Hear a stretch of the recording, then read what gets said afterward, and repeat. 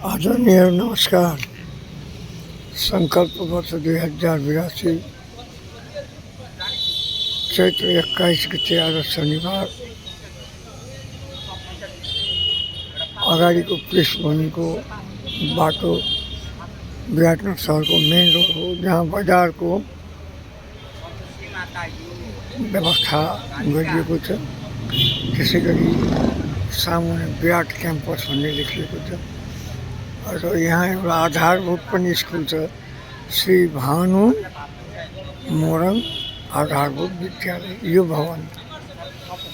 अनि यो सबै तपाईँको थियो संसारी, यसलाई संसारी माइस्थान भन्छ।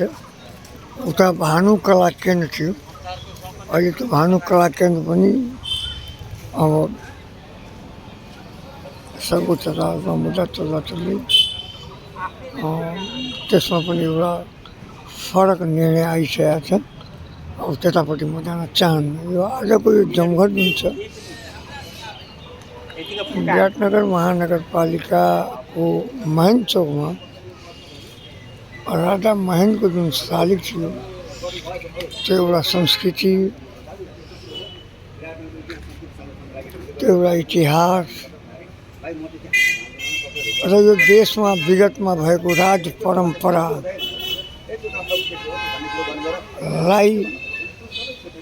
सम्झना स्वरूप पुनः त्यसमा नयाँ शालिग हामीले राख्ने होइन,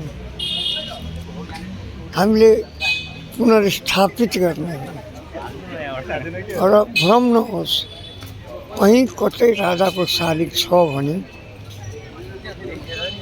त्यसरी राजाको शालिगलाई पुनर्स्थापित गर्ने व्यक्तिहरू, भलै उनीहरू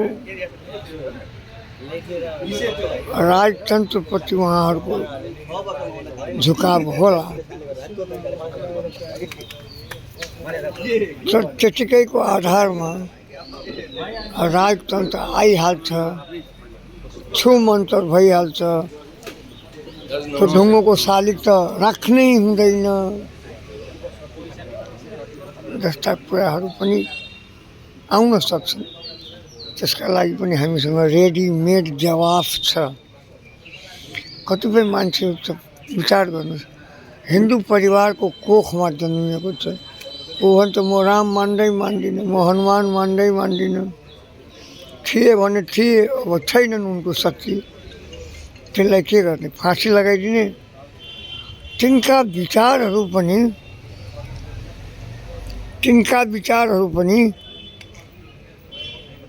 अमूल्य निधि हुन्। तिनको विचारलाई हाम्रो विचारले पराजित गर्न सक्नुपर्छ। त्यसरी राजा महेन्द्रको शालिग उहाँहरूले जसले तर्क दिनुभयो, आज उहाँहरू पनि होइन, शालिग त राख्नुपर्छ।